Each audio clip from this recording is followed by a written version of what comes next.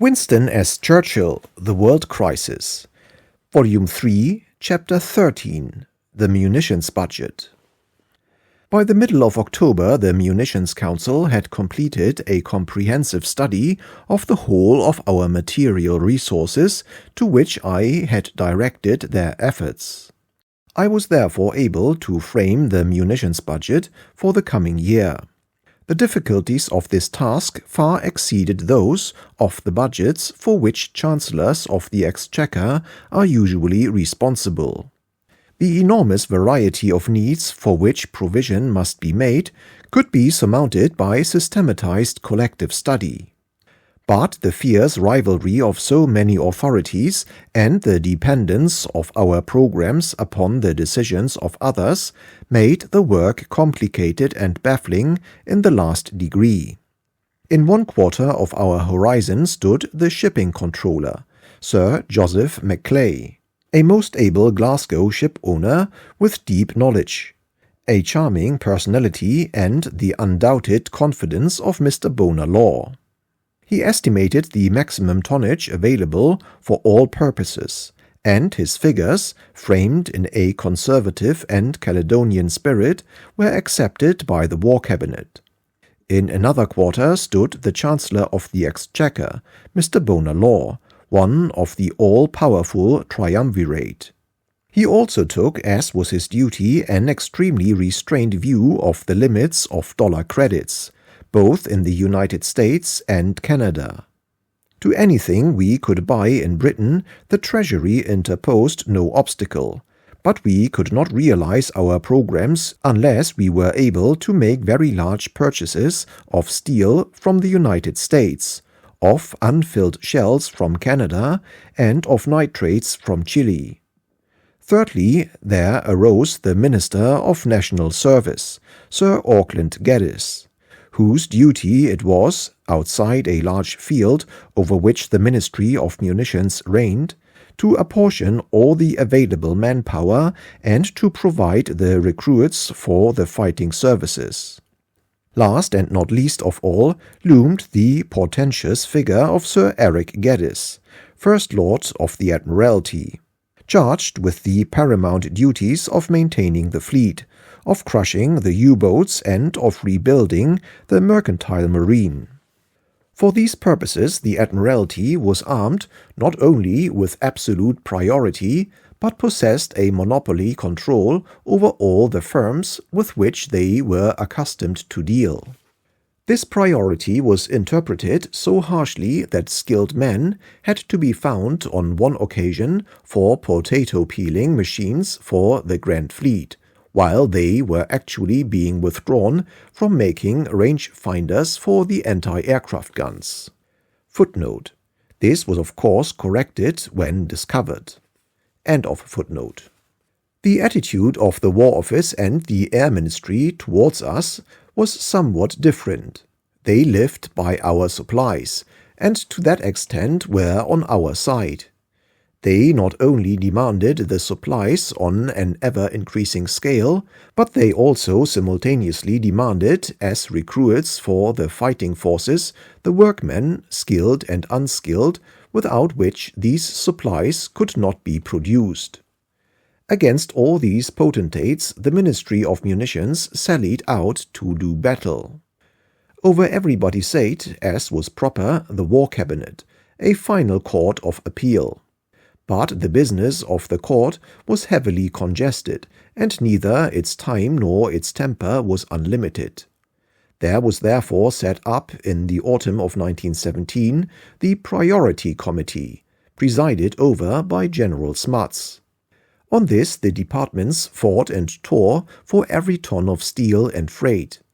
Never, I suspect, in all the vicissitudes of his career has General Smuts stood more in need of those qualities of tact and adroitness for which, among his many virtues, he is renowned. One of my difficulties was in having to argue on so many fronts at once. Facts and reasoning used in one direction for one purpose could be quoted in resistance to another. because I had thought it right on a general view of the situation to urge that strong efforts should be made to re-equip the Italian armies after Caporetto, I was forever confronted with the argument, if you can spare all that for the Italians, you cannot be so badly off yourself. Or again, in the fight to secure a handful of steel plates for the tank program, we encountered at first the odious statement, "But the army doesn't want any more. General Headquarters does not rank them very high in their priorities. They have not done well at Passchendaele. They cannot cope with the mud, etc." The War Cabinet, and particularly the Prime Minister, always took a great interest in tanks. At the end of the year after the Battle of Cambrai, this became accentuated. They recorded the most solemn adjurations upon the importance of tank construction with the utmost speed and in the largest numbers. But at the same time, they ruled that the Admiralty demand for ship plates for the mercantile marine, which was several hundred times greater than would ever be needed for tanks, should retain their super-priority. Since we were unable to overcome Sir Eric Geddes by reason, it became necessary to gorge him with ship plates. This the Munitions Council and Sir John Hunter's Steel Department soon succeeded in doing. The Admiralty's merchant shipbuilding program of 3 million tons in 12 months proved far beyond even their very great and splendid activities. We watched with unsleeping attention the accumulations which soon began of ship plates in every yard. Not until the moment was ripe did we unmask the guilty fact. The effect was decisive. The proud department condescended to parley, and eventually the modest requirements of the tank program were satisfied. Surveying the whole process in retrospect, I have no doubt it was not, apart from the privileged position of the Admiralty, either unhealthy or inefficient.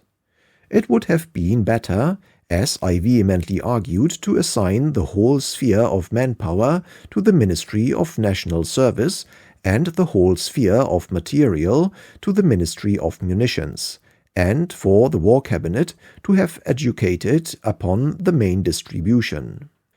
The one great blot upon the high economy of the British war effort in the last year of the struggle was the undue and unwarrantable inroads upon the common fund made by the Admiralty. That they accomplished vital tasks cannot be denied. But when a nation is fighting for its life, the honor lies not in securing the lion's share, but in a just apportionment of limited resources. Duplication and waste of effort. To the War Cabinet, November 6, 1917. If we are to realize the full war effort of this country in 1918 and in 1919, it is indispensable that the most searching economy of men and material should be practiced in every direction and by every department, that no services should be duplicated, that no more should be taken for any service, however necessary, than is required, and that one central and superior view should regulate every portion of our defensive and offensive system. Unless we are to be confronted with a failure in munitions and shipbuilding, and with a very serious diminution in our potential war-making capacity, it is necessary that there should be a general stock-taking. Those members of the War Cabinet or Government who were members of the Committee of Imperial Defense in the years before the war are of course familiar with every aspect of the invasion argument. I will therefore content myself with drawing attention to a few simple facts. During the early months of the war, especially at the beginning, when Germany had the greatest incentive to try to throw a raiding army across the North Sea, we had as our defense against invasion, first, the fleet, with a margin of 8 dreadnoughts, second, our submarines and flotillas, third, 2 and then 1, and finally no regular divisions, Fourth, the Territorial Army, newly mobilized with hardly any machine guns, with 15-pounder artillery and scarcely any reserves of ammunition, and gunners almost unskilled. Fifth, no coast fortifications and only a few guns in open batteries at the defended forts. Sixth, no minefields. Seventh, practically no aircraft.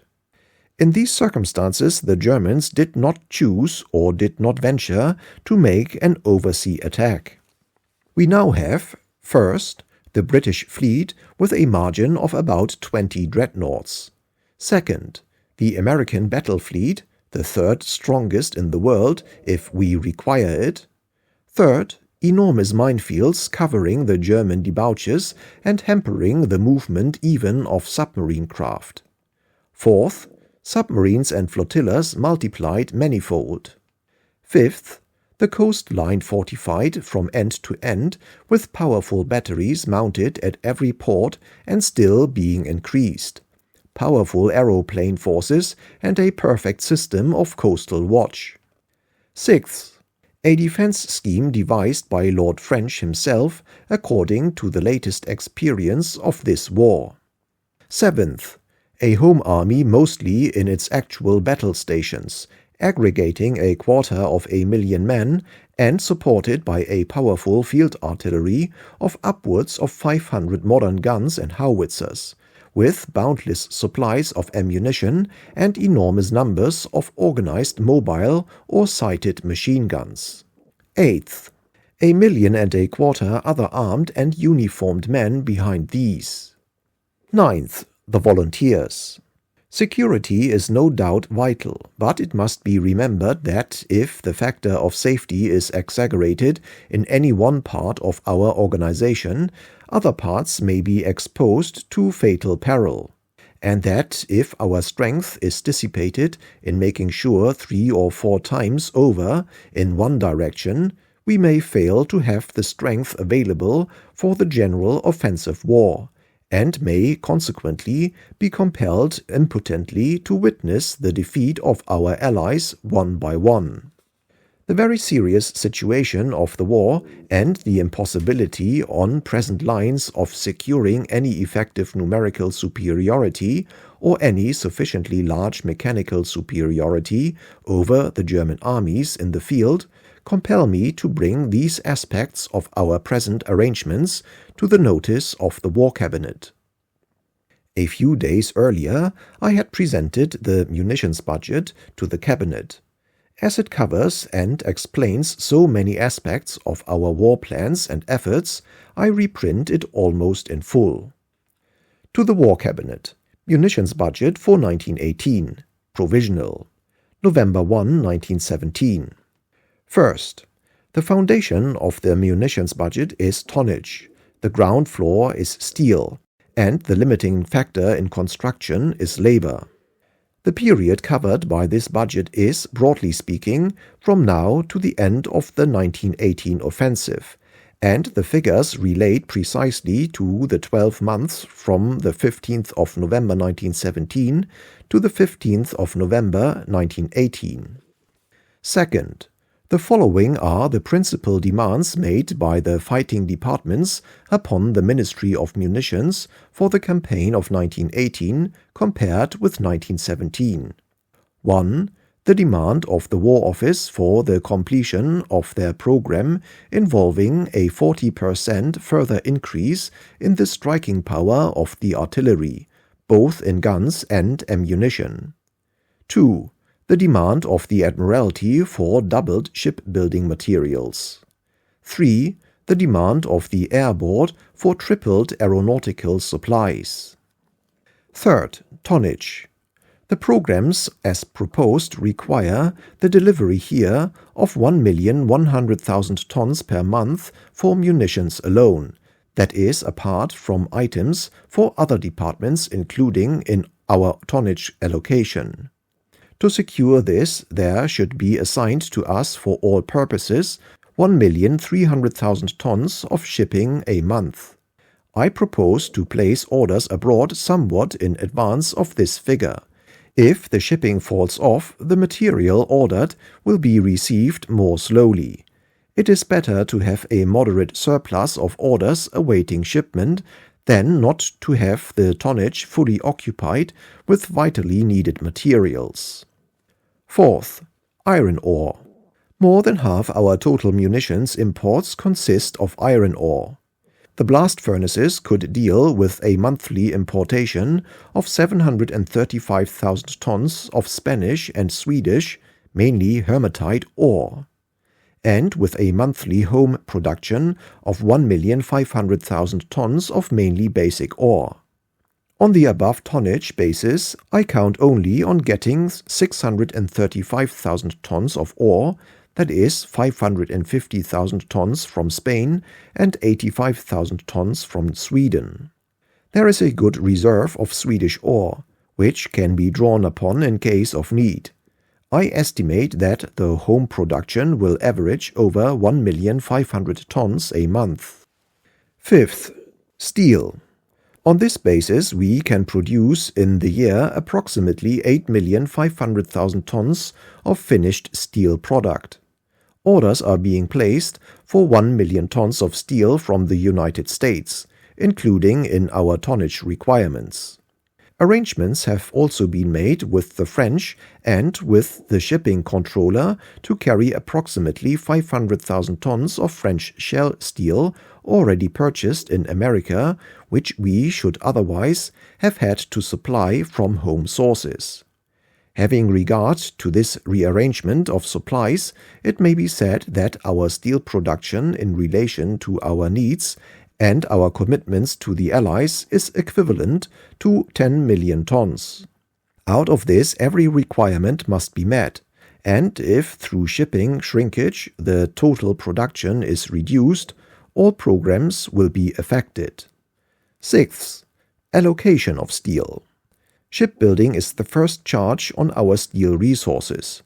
Orders have been given that the rolling mills are to be kept constantly fed to their full and increasing capacity, and that sections and other shipbuilding components shall be supplied in their proper proportion to the output of plates assigned to the Admiralty, until such time as the shipyards are provided with material to the full capacity.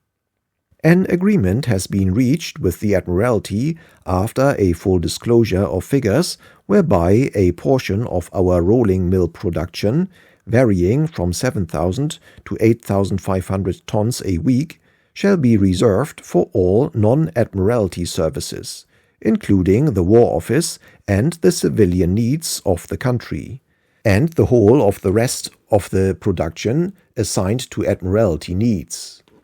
We have already succeeded in raising the Admiralty supply of plates from 16,000 tons a week in July to an average of 20,000 tons a week at the end of September, and subject to their capacity, we shall still further raise them gradually up to at least 27,000 tons a week in October 1918.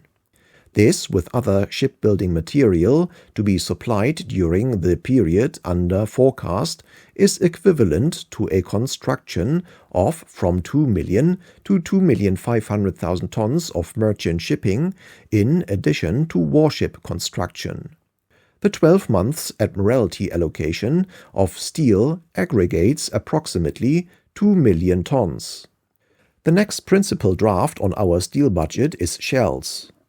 On the program demanded by the War Office, this requires approximately 2,500,000 tons for Great Britain.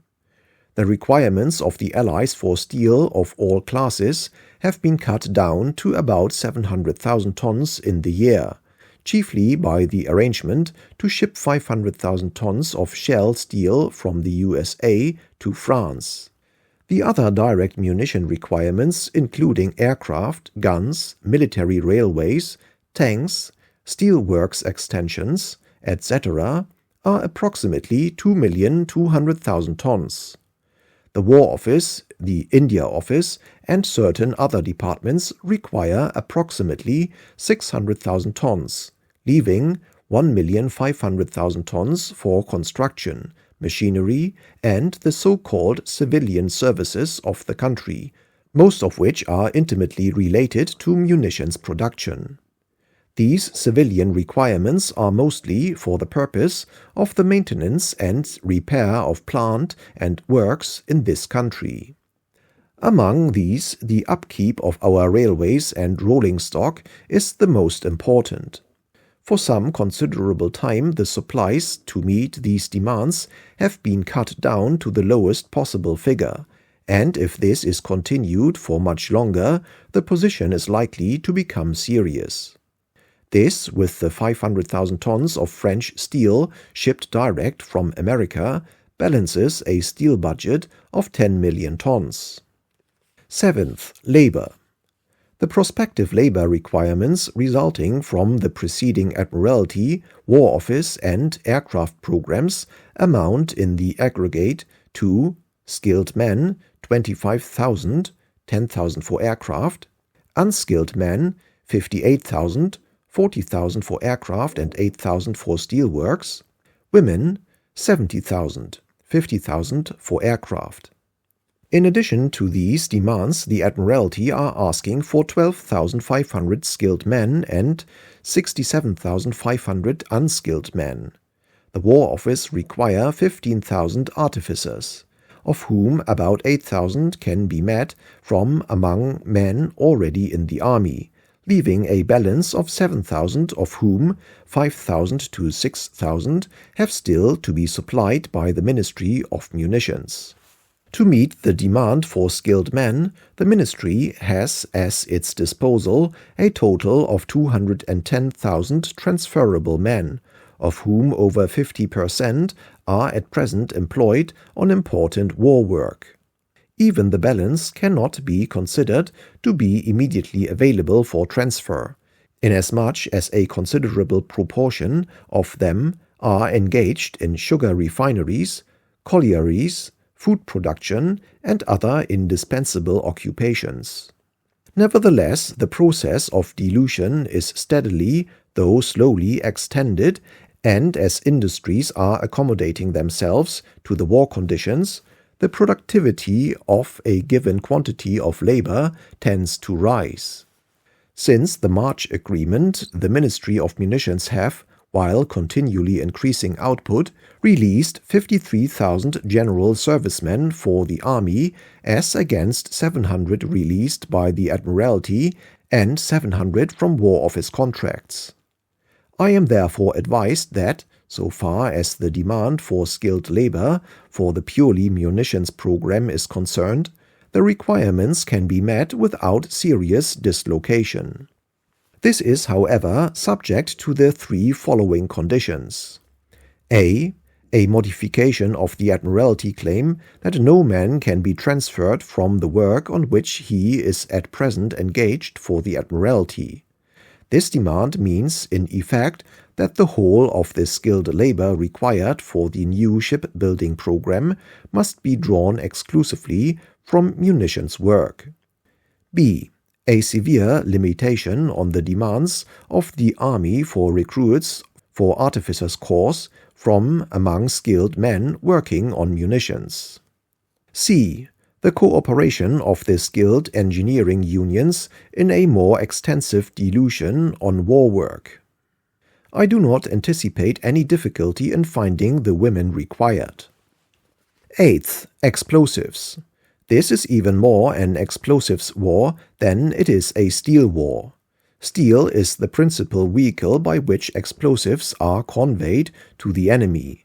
The requirements of propellant are limited by the production of shell, but there are other methods besides those of artillery of delivering high explosives to the enemy.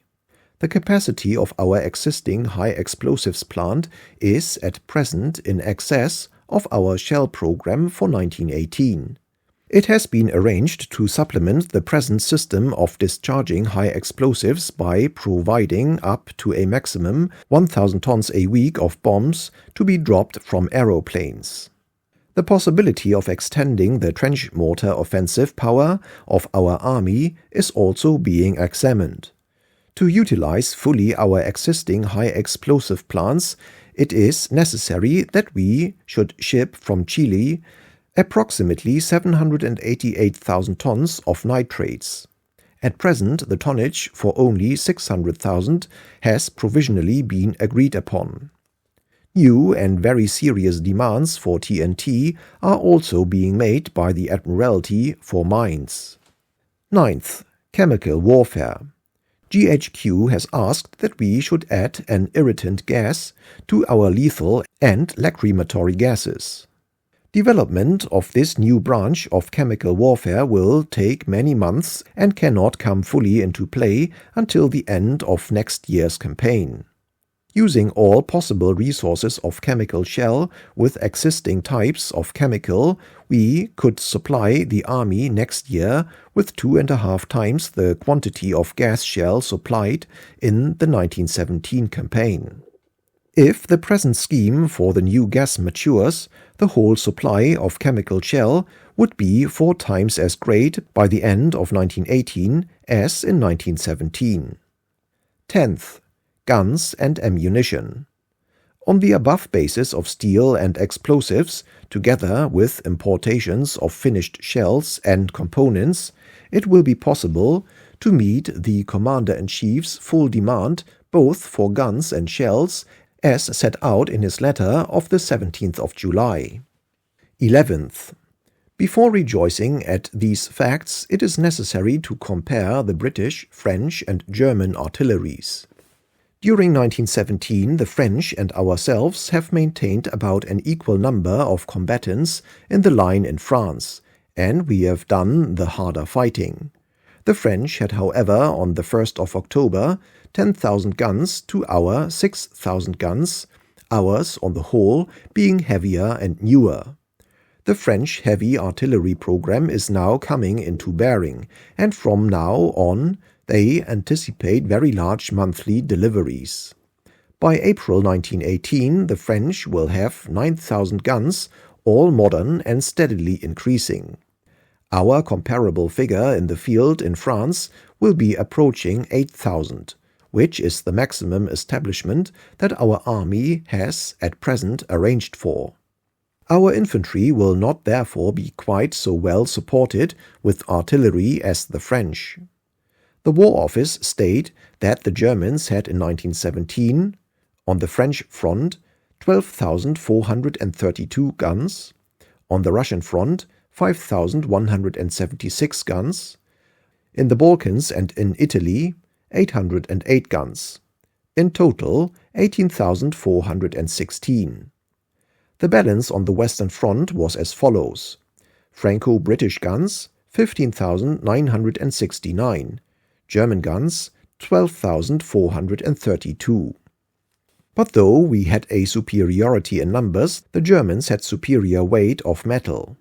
Deducting from each side field guns, in which we are greatly superior, the balance in heavier and more important weapons stood as follows: Franco-British, 6,654, German, 7,568. If the new British and French programs are carried out punctually, we should have in the West by April 1918 17,000 modern and 2,000 older guns with steady increases in prospect. The Germans will have their present 12,432 guns, plus a. any new program they are making, b. any of the 5,176 guns they may choose to take from the Russian front, c. any of the 2,000 or 3,000 guns recently captured from the Russian or Italians. It is certain, therefore, that with our utmost efforts and under the most favorable conditions, we cannot expect any superiority in guns next year. It does not follow, however, that the ammunition for the German guns will be as abundant as ours, nor, on the other hand, being on the defensive, neither use it so copiously or continuously. All these facts appear to me to be worthy of profound consideration. 12th. The most striking deficiency in the British artillery is found in very heavy long-range guns. On the 1st of October, the position was as follows: very heavy guns, 9.2 inches and 12 inches, German 180, French 175, British 6. There is only one source to which we can look to improve the long-range heavy battery at the disposal of our troops, that is, the Navy. If we could receive from naval sources and from our fortresses during the next 6 months 100 heavy guns, including 30 already promised, that is 14-inch, new 13.5-inch or 12-inch of all marks, and 100 medium guns, that is 10-inch and 9.2-inch, it would be possible, without prejudice to the programs, to make a very substantial addition to the British long-range heavy artillery. I ask that this may be earnestly examined. 13th. Aeroplanes. It is understood that the program of the Royal Flying Corps provides for the equipment of the following: by December 1917, 85 active squadrons; by March 1918, 106 active squadrons; by June 1918, 149 active squadrons; by December 1918, 200 active squadrons. This program, together with a total of 3,000 aeroplanes required by the Royal Naval Air Service by August 1918 and 9,500 by the Royal Flying Corps for training purposes, involves a total production by that date of between 27,000 and 28,000 machines of all kinds. In order to obtain this result, our output in the summer of 1918 should be at the rate of 2,700 per month. 14th. Tanks.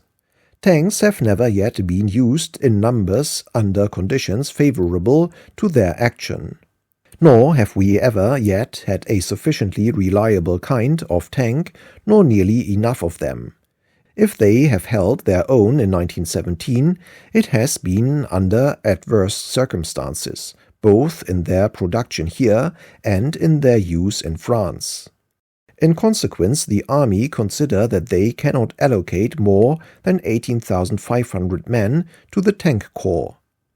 This limits the number of fighting tanks required to an establishment of 1,080, with ample maintenance and a certain number of supply and gun-carrying tanks. There will be no difficulty in supplying this requirement, but the new designs will not be available in full numbers until July 1918. Thereafter, considerable expansions would be possible. The demand made by tanks on steel and skilled labor is small and does not sensibly affect either shipbuilding or aeroplanes. 15th. Dollars. We have been forced by the shortage of Canadian and American dollars to reduce our orders in Canada and the United States to considerably lower figures than hitherto. Shell-producing and explosives plants have had to be demobilized in Canada almost as soon as they had been called into being, and thus we have had to do without most valuable additions to our resources for which labor and material were available. We cannot buy more than 8 millions sterling a month on the average in 1918 from the United States, instead of an average of 13 millions in the first half of 1917. Nor more than 6 millions a month in Canada compared to 9.5 millions.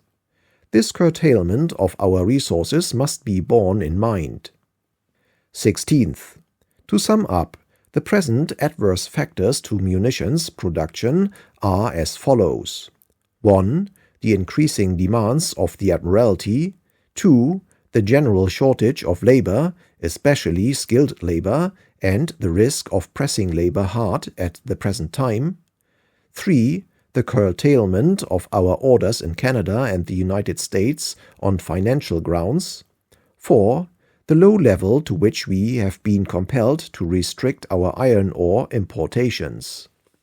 On the other hand, the immense new plants begun in the first year of the Ministry of Munitions are being utilized to their full advantage and are steadily developing their output of various munitions. The power of mass production and the increasing efficiency of diluted and female labor, together with the accumulation of working stocks and adequate reserves, and the progressive elimination of commercial work, render possible a large increase in the total output so long as the necessary tonnage and labor required are forthcoming. 17th. In spite, therefore, of the difficulties, it should still be possible, by taking the proper measures of organization, by enforcing the necessary economies, and by utilizing to the full the resources of every department without exception, to meet and satisfy the main demands that are made upon us. There still remain as new objectives of effort within the bounds of possibility and without undue prejudice to the above: 1. Increased long-range aeroplane bombing power. 2. Increased long-range mobile and semi-mobile heavy artillery. 3. Increased trench mortar offensive. 4. Increased tank development late in the year. 5. Increased chemical warfare supplies. 18th. There are, however, 4 principles which must be accepted and resolutely applied. 1. The tonnage utilized for non-military imports of all kinds, including to some extent food, must be cut down. 2. The Admiralty must endeavor to find the bulk of its own skilled labor for shipbuilding from its own extensive resources, and it must subject every part of its immense organization to a loyal and searching scrutiny in the general interest. 3. The dormant manpower of the units of the Home Army must be made effective as an aid to transport, industry, and agriculture. 4. The business of supply must be properly coordinated. We cannot afford the waste which arises from the independent and competitive action of individual departments. No sooner had we completed the munitions budget, with its innumerable apportionments and orders, than the startling news arrived that the Inter-Allied Commission on Food Supplies, on which the War Cabinet was represented, had allocated, at the earnest request of the French Minister of Commerce, no less than 2 million tons of freight for the transport of additional food for France and Italy. Nearly the whole, 1,550,000 tons, had to be cut off the munitions share. I reacted violently against this. The threat to France and Italy of drastic reductions in the steel we had promised them enlisted the active aid of the munitions ministers of both countries. A considerable portion of these self-indulgent importations were eventually cancelled. But heavy cuts had to be made in shell steel, and the army was warned to expect a reduced program. The outlook and the immediate pressure led me, in my own sphere, to seek by every shift and from every quarter to increase our steel resources on which the British armies depended. No doubt, from the higher position of the War Cabinet, a more general view of relative requirements could be taken, and my appeals and protests imply no criticism of others. It was my duty above all to keep Sir Douglas Haig supplied with every requisite, and at this we slaved and struggled from daybreak to midnight. We were well ahead with shells of nearly every kind. We were well ahead with rifles and rifle ammunition. During all the autumn the armies had had all the shell they demanded, but the prolonged firing of Passchendaele and the destruction of Battle had so seriously worn out our field and medium artillery that guns had become the limiting factor. Immense replacements and repairs had to be made in the brief interval between November and the spring. To the Chancellor of the Exchequer, November 25, 1917. The position which has been created by the surrender of 2 million tons of shipping to the food supply of France and the consequent reduction on munitions imports, almost exclusively steel and iron ore, of upwards of 1,550,000 tons, is so disastrous in its consequences upon the offensive power of the British armies next year, and indeed upon our whole war-making capacity, that I cannot accept it without using every conceivable effort to minimize the disaster. If the volume of our tonnage is to be reduced, it is indispensable that the value of it should, as far as possible, be enhanced. This raises the whole Canadian position. There is no more melancholy chapter in the history of British munitions supply than the laborious creation of large and vitally needed shell plants in Canada, only for them to be dispersed and destroyed at the moment they have come into bearing. Shortage of dollars, and dollars only, was the cause of this misfortune. Surely the truth ought to be known, and further efforts made to avert the loss which is impending. There could be no more short-sighted and even mad policy than to damp down and break up these Canadian plants at the very time when the increasing demands of the United States for their own armies threaten to exclude us very largely from that field. I am now confronted both with American proposals for placing orders in Canadian munitions factories, and with additional offers of shell and other essential munitions from Canada. Are you really going to be content to let this all go by the board? Here, for instance, are proposals from the Governor-General of Canada to utilize the Ross Rifle Factory for the manufacture of machine gun barrels. This would be of the greatest service to us. Both the Colonial Office and the Governor-General are pressing for a reply. Again, there is an offer of 25,000 6-inch shells a week additional from Canada. These are the shells which are most needed by our troops at the present time, in regard to which I have just received a fresh demand for 2 million from the Commander-in-Chief. The machinery in Canada is available, the labor is available, the material is available. The need is most grave. Are we really to let the plant be scattered and the machines to drift over piecemeal into the United States, and so cut ourselves off forever from this source of highly portable munitions of the most necessary character? I know how great your difficulties are, and how strenuous have been the exertions which you have made to procure us larger credits. But I really cannot accept this decision departmentally from the Treasury and make myself the agent of its announcement. It seems to me that the responsibility in a matter of this kind could only be assumed by the War Cabinet, and I hope you will not mind my asking that the matter should definitely be brought before them. Neither in manpower nor in war material are we putting out our full energies, and having regard to the reserves which the Germans will be able to bring back in both troops and artillery next year from the Russian front, the position of our armies may be most serious. Perhaps in the first instance we could have a small private conference at the Treasury, to which I would bring various experts. To Sir Joseph Maclay, Controller of Shipping, November 25, 1917. You must pardon my anxiety about the importations of iron ore.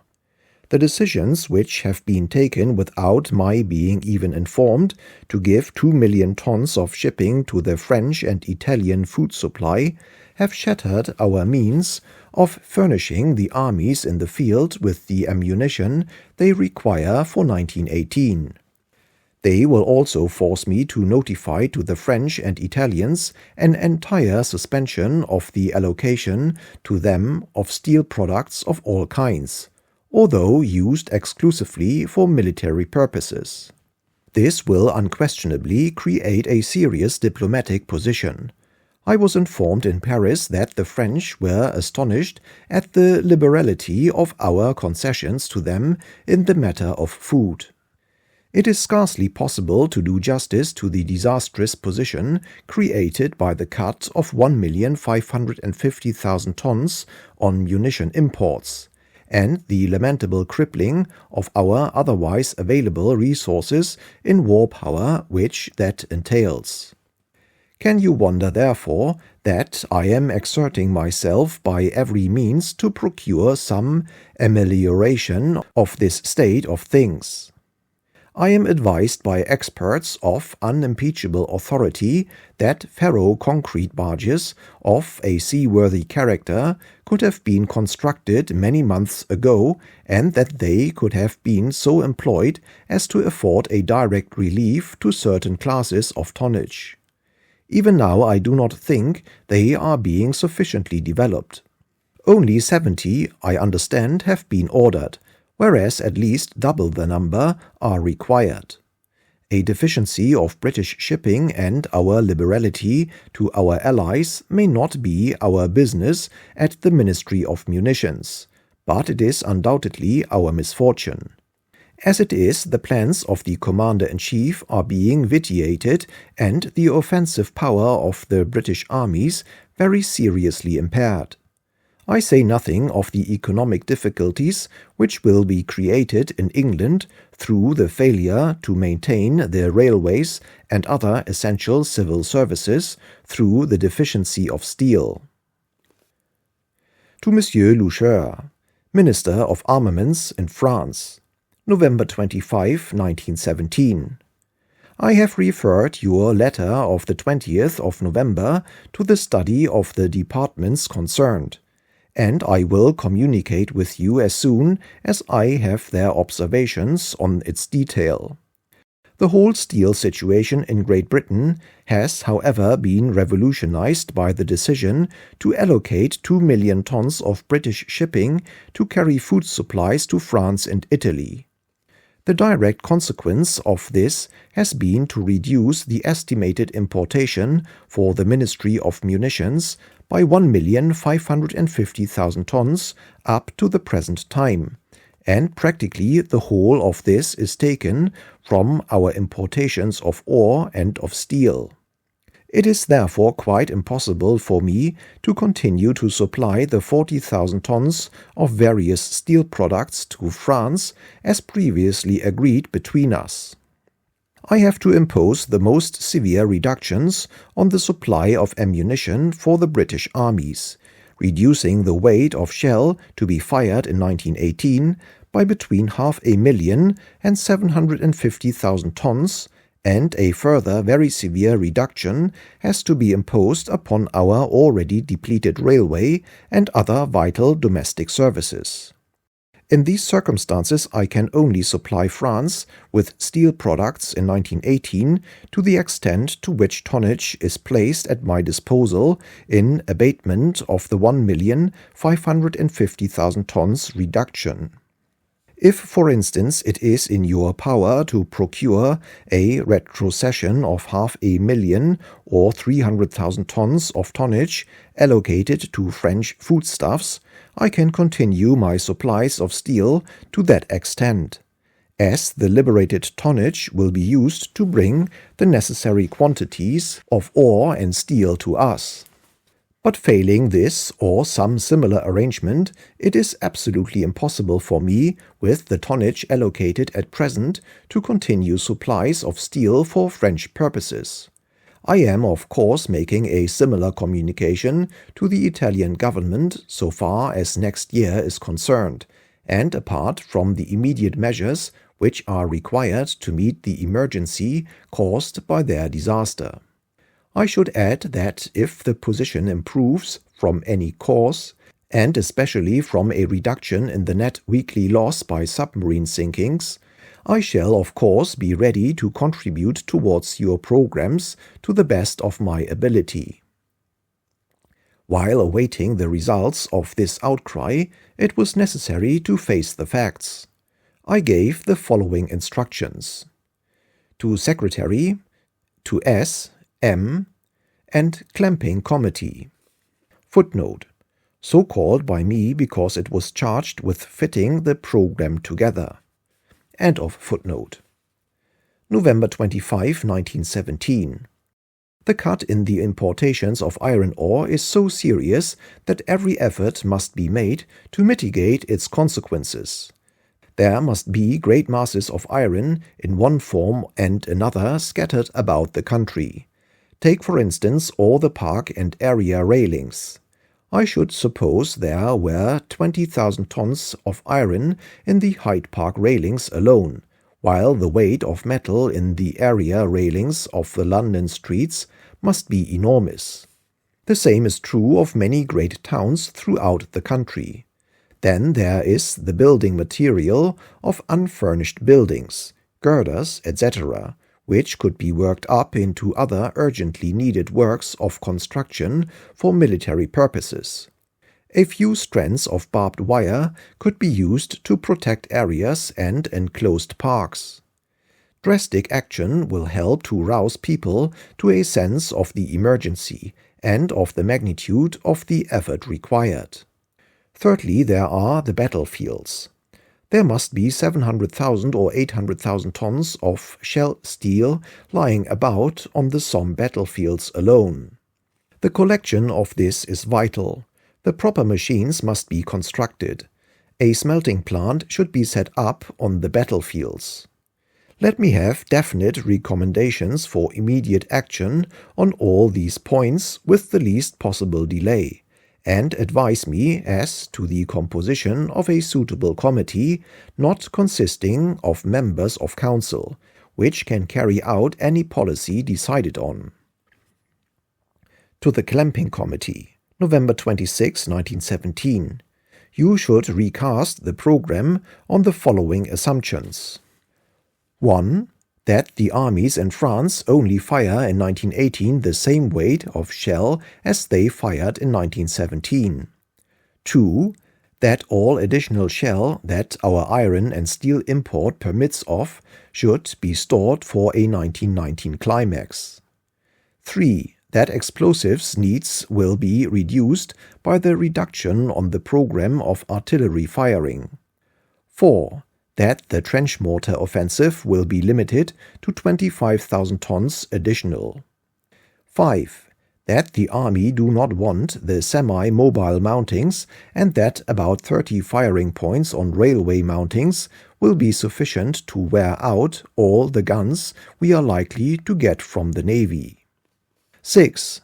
That the manufacture of tanks of various designs must be pushed to the extreme limit. 7. That an additional program of aeroplanes will be necessary.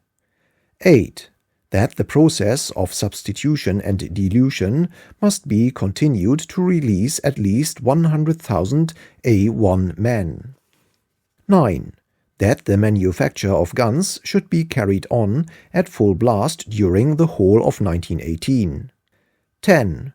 That the shell plant, which will have been somewhat dampened down in 1918, should be opened out to the full in 1919. 11. That our munitions program should be harmonized with those of France, Italy, and the United States, so as to secure the maximum production. 12.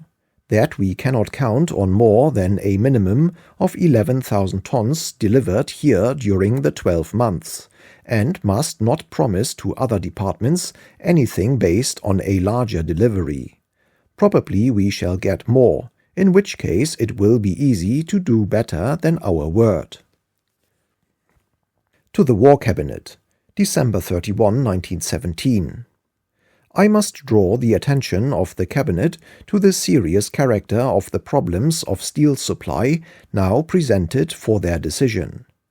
The revised munitions budget which has been circulated involves a heavy reduction upon the ammunition program on which the Commander-in-Chief and the War Office have been counting, not less than 500,000 tons which we could have made into shells having been deducted from it.